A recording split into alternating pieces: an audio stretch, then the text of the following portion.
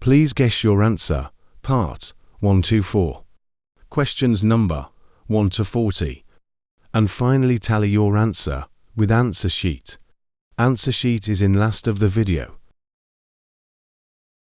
Part 1. You will hear a supervisor in a supermarket talking to a new worker on her first day. First, you have some time to look at questions 1 to 6.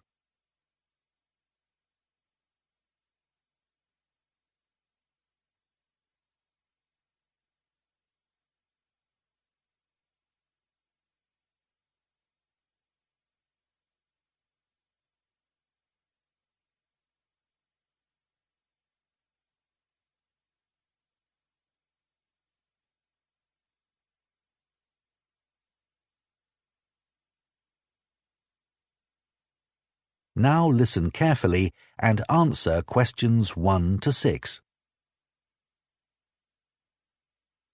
Hello, Charlotte. I'm Caden, one of the supervisors. Welcome to the team. Hi, Aidan. It's Caden. I'm so sorry. Oh, don't worry. People often get my name wrong. They never know how to spell it. It's Kaeden, in case you ever need to write it. I'll try and remember. So, there are a few practical things you need to sort out this morning. Then I'll show you what you're going to do today. The email I received said to go to the front desk to show my letter of appointment and pick up my badge. You'll need that for the staff room and other areas of the supermarket where shoppers aren't allowed. So, after you've finished at the front desk, I'll take you to the staff room. Put your coat and rucksack in one of the lockers there. Take whichever one is free. Will I have a key? Yes, try not to lose it. At the end of the day, leave it in the door for the next person to use. Will do. You also need to go to the HR department to see Tiffany. She's really helpful. I was told to bring my passport with me. HR need to take a note of the number in it. That's right. Or you can show your ID card. I don't have one of those. OK. Tiffany will give you a uniform. They have lots in different sizes, so you just tell her what you need. I won't come with you to HR. I've got to go and sort something else out. Problem with a bread slicer. Is the HR office near the staff room? The staff room's on the first floor, and HR are a couple of floors above that, on the third floor. There's a staircase outside the staff room. OK. When you're finished with HR, come and find me in the bakery section of the shop. I'm looking forward to getting started. I'll just give you my phone number in case you can't find me. Have you got your phone there? Yes. OK. Ready? It's 0412 66 5903. OK. Done. Before you hear the rest of the conversation, you have some time to look at questions 7 to 10.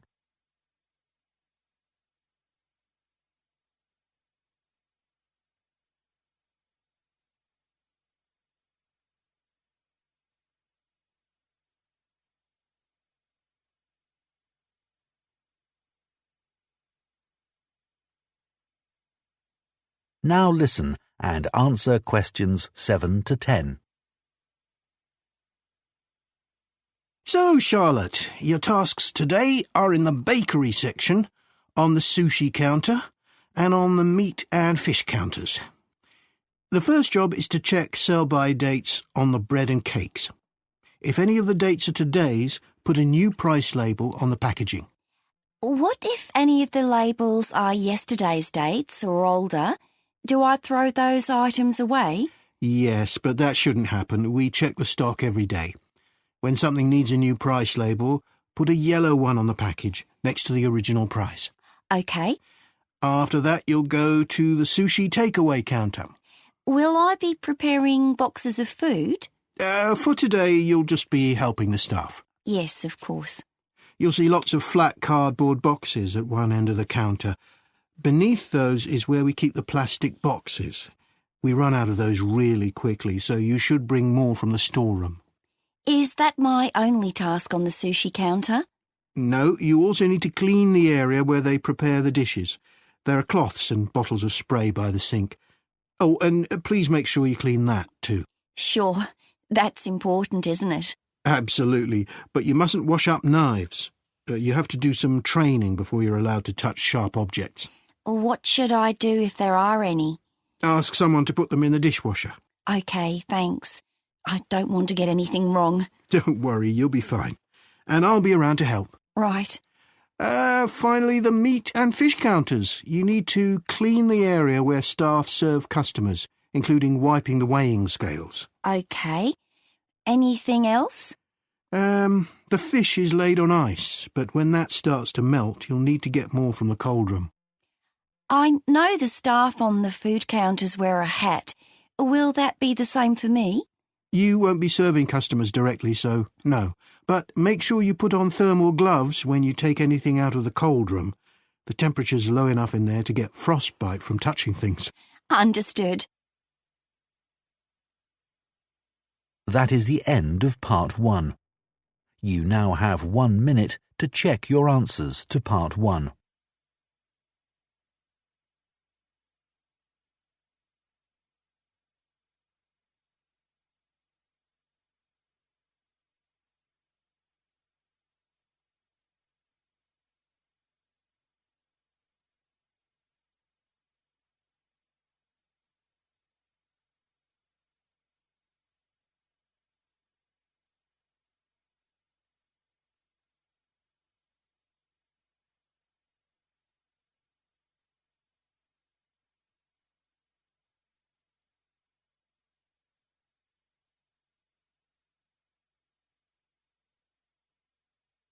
Part 2. You will hear a podcast by a running coach giving advice about taking up running and giving information about her club. First, you have some time to look at questions 11 to 14.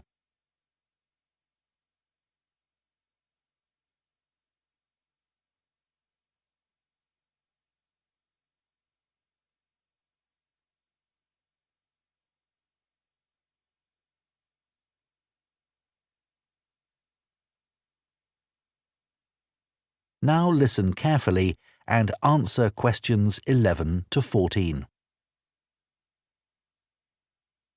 My name's Liz Fuller and I'm a running coach with Compton Park Runners Club. Welcome to my podcast. If you're thinking about taking up running, I'm here to help. There are many training programs available online which aim to help people build up to running 5 kilometres. Some of them are great, and thousands of people of all ages are taking part in 5-kilometre races across the country as a result. People like them because they're easy to follow and don't push them too hard.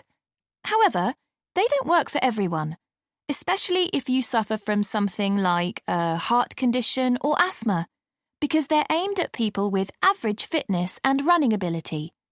Another thing is that everyone is different, and if you have any specific questions related to your needs, there's no one to provide any answers. I have a couple of simple tips I always give to new runners.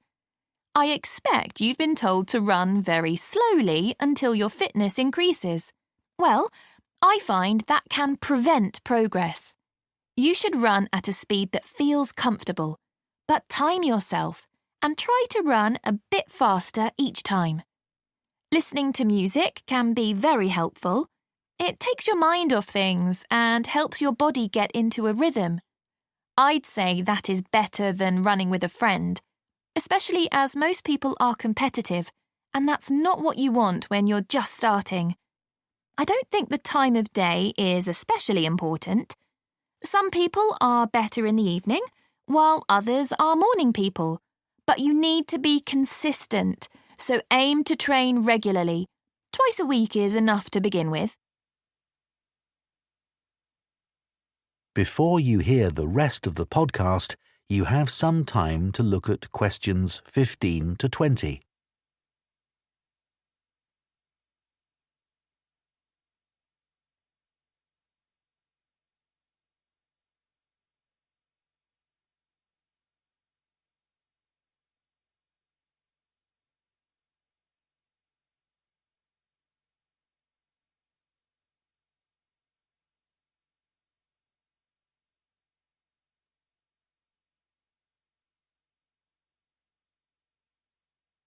Now listen and answer questions 15 to 20. New members often say to me that they've been put off running either because they lack confidence, or they don't have time, or they think they dislike running. Kerry, for example, joined the club 2 years ago at the age of 40. She'd always enjoyed running at school, but wasn't sure if she'd be able to do it. She was worried about being left behind and being the slowest runner. But she says she was made to feel so welcome, she soon forgot all about that. James had always hated the idea of running, but a friend encouraged him to come along for a taster session, and he hasn't looked back. He never misses a training session, despite having a really demanding job. Leo was worried about having to commit himself to training sessions every week and wasn't sure he'd be able to fit training into his busy schedule. But after experiencing a lot of stress at work, he came along to us and gave it a go. Now he says he feels much more relaxed and he looks forward to his weekly run. Mark is quite typical of our new members. He's never considered himself to be a sporty person, and it was only when he retired that he decided to take up the challenge of trying to run 5 kilometres. It took him months to find the courage to contact us, but felt reassured immediately, as there were other people his age who were only just taking up running for the first time. My own journey hasn't been easy. I did my first marathon when I was 37, after having had 2 kids. My husband had been running marathons for years, but I never dreamed I'd be doing one with him. I managed to complete it in 4 hours, but I felt like giving up halfway through. It was only the support of the spectators that kept me going. I do think signing up for a race of whatever length is motivating, whether it's 5k or 25k, because it's good to have something to work towards, and it gives you a sense of achievement. I did my first 10k after only 6 months, which was certainly very challenging and not something I'd necessarily recommend. But after you've been training for a few weeks, it's worth putting your name down for a 5k. Some people find they only need a few practice runs before taking part in a race, but I'd give yourself a couple of months at least. Well, I hope that's given you a really good idea of what... That is the end of part 2. You now have 30 seconds to check your answers to part 2.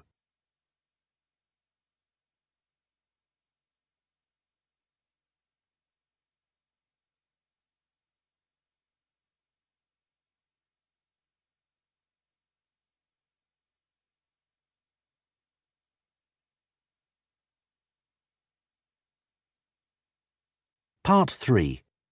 You will hear 2 students called Jane and Kieran talking about books. First, you have some time to look at questions 21 to 25.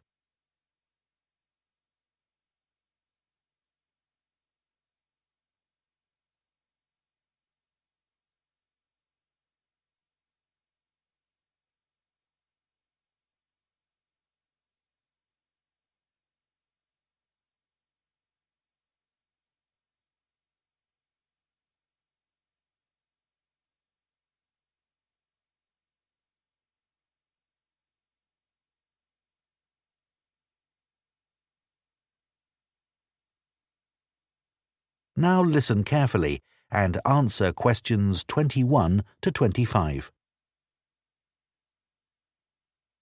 So, Jane, you'll be off to Denmark soon to do your work placement.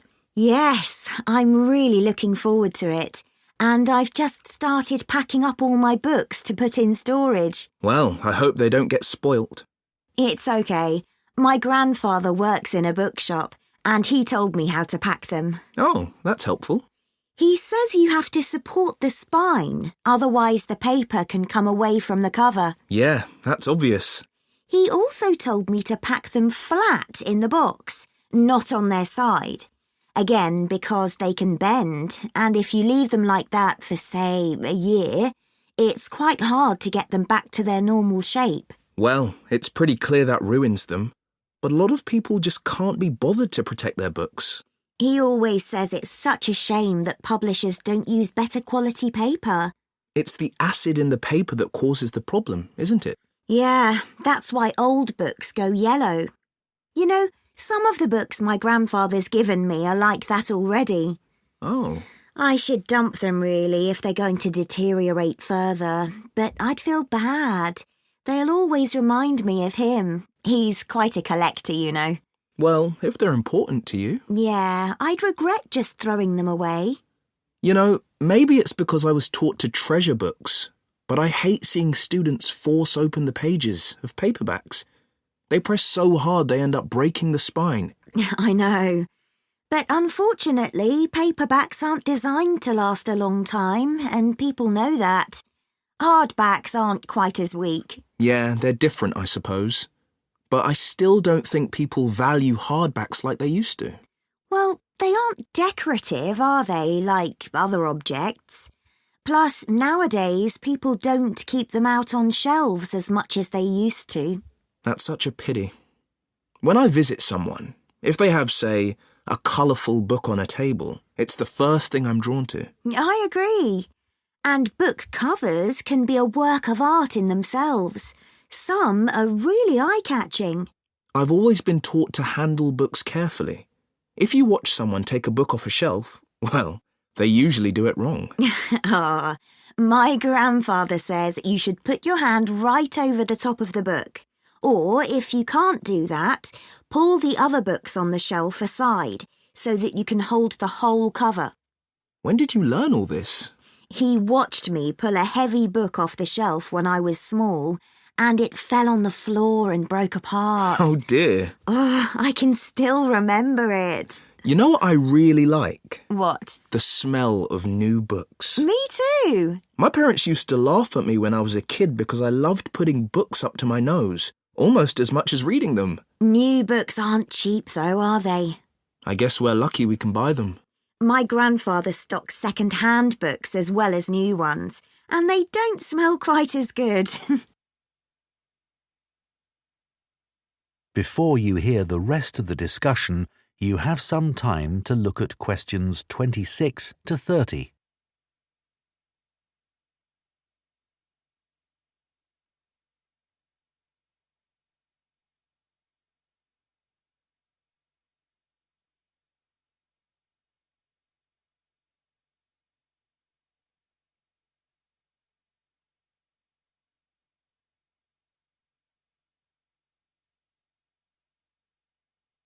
Now listen and answer questions 26 to 30. I'd love to have a bookshop like your grandfather. What's it like? Well, it's quite big. It's got 2 floors and an attic, and he stocks all kinds of books, really. I guess he treasures things like first editions and other rare books. Yeah, you might think he'd keep those in the attic or somewhere. So they'd be hidden? Yeah, but he likes people to know that he has them. So he puts them out in the shop, but makes sure you need a ladder to get them. Right, that would prevent any thefts. Uh-huh. Does he stock books for children? He does. He particularly likes to encourage kids to read. He always says that he used to sit under the stairs as a child with a pile of books and read them all. Is that where he keeps them then? Not exactly. He's got a dedicated area on the ground floor with cushions so that parents can enter with their toddlers, go there and spend some time reading to them. Oh, cool. And then there's a place for pushchairs by the front door and a cafe if anyone needs refreshments. That's good to know. As I said, it's a big shop and there's a storage area out the back as well. Oh, what does he keep there? Books he wants to throw away? He hardly ever throws anything away. He just leaves unwanted books by the front door for customers to take. Well, that's very nice. Yeah. And books people or institutions have requested, they all go at the far end. Oh. He thinks it's best to keep these out of the main shopping area as they're boxed and new. Did you get your course books from him? Naturally. He stocks books for a lot of the colleges. He used to keep these books on the first floor, but now there's a new university in my hometown. He's moved them downstairs to attract the students. They're actually part of the coffee shop, on low shelves all around it. Pretty central then. You'll have to take me there sometime. That is the end of Part 3. You now have 30 seconds to check your answers to Part 3.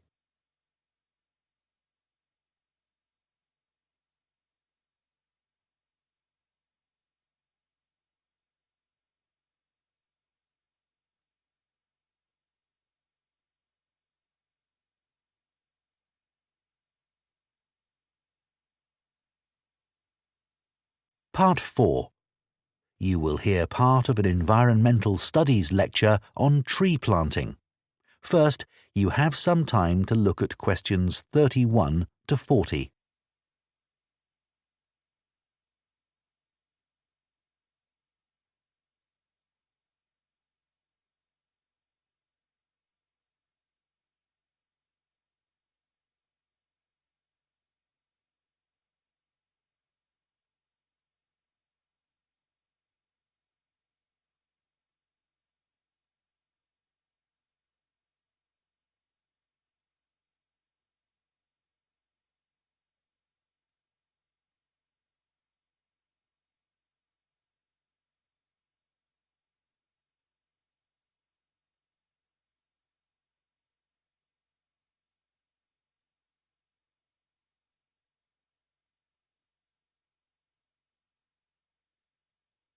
Now listen carefully and answer questions 31 to 40.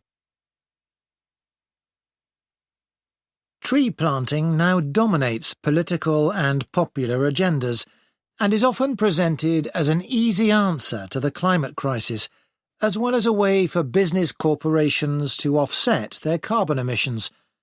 But unfortunately, tree planting isn't as straightforward as some people think. When the wrong trees are planted in the wrong place, it can do considerably more damage than good, failing to help either people or the environment. Reforestation projects are currently being undertaken on a huge scale in many countries, and it's crucial that the right trees are selected. A mix of species should always be planted, typical of the local natural forest ecosystem and including rare and endangered species, in order to create a rich ecosystem. It's important to avoid non-native species that could become invasive.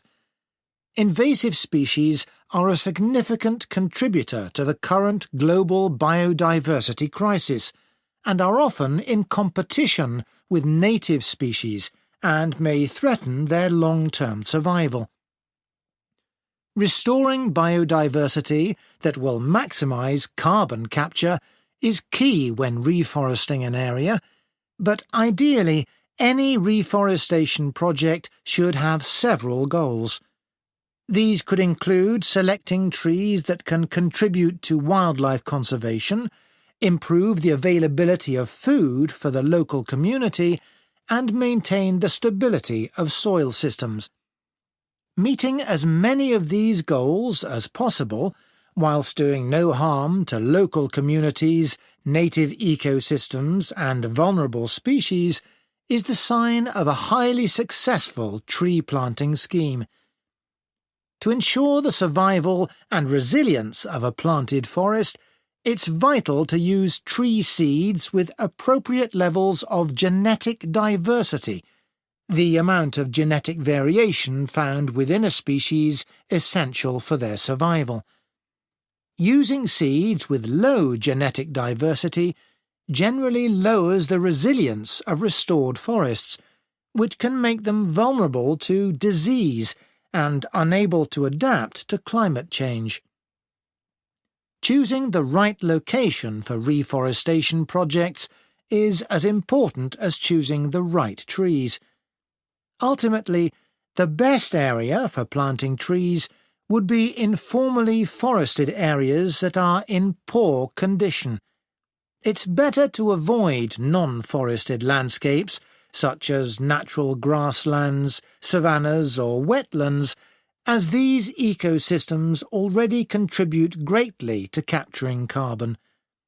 It would also be advantageous to choose an area where trees could provide other benefits, such as recreational spaces. Reforesting areas which are currently exploited for agriculture should be avoided, as this often leads to other areas being deforested.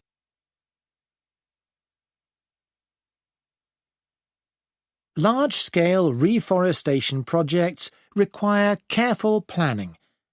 Making the right decisions about where to plant trees depends on having the right information. Having detailed and up-to-date maps identifying high-priority areas for intervention is essential. Drone technology is a useful tool in helping to prioritise and monitor areas of degraded forest for restoration.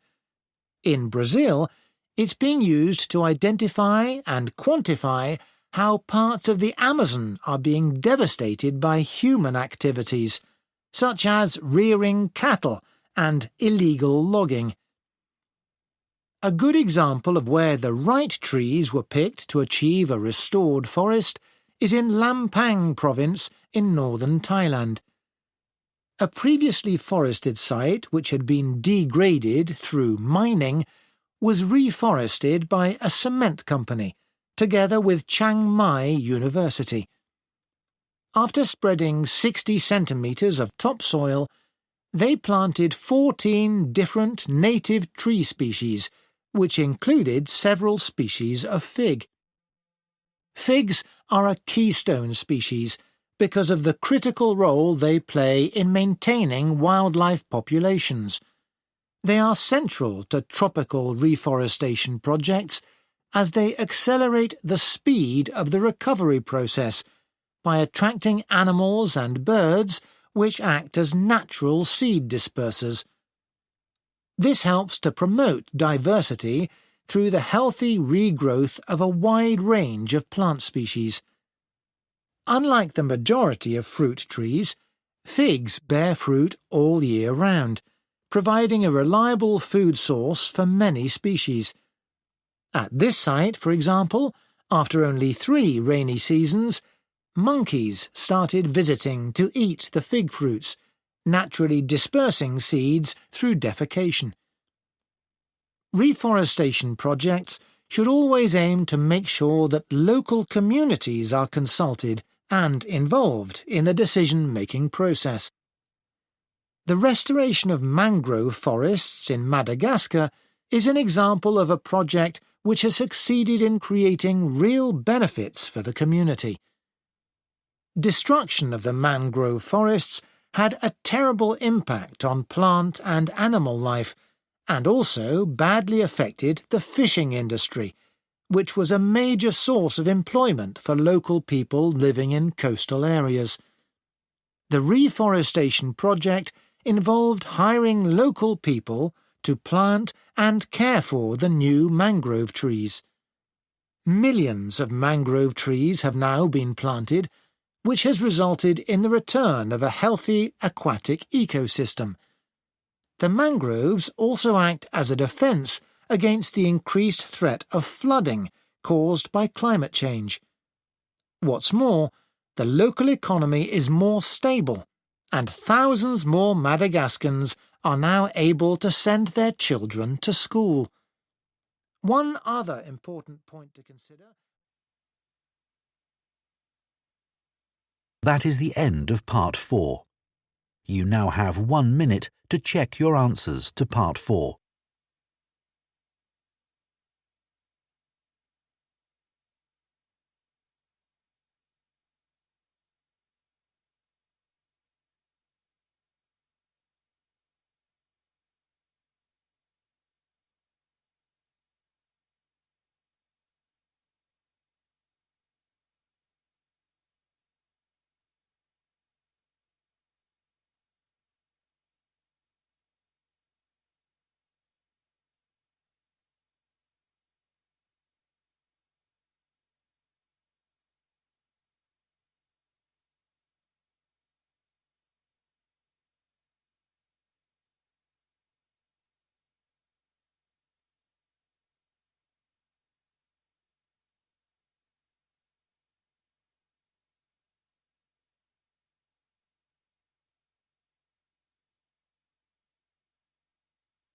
That is the end of the listening test. In the IELTS test, you would now have 10 minutes to transfer your answers to the listening answer sheet.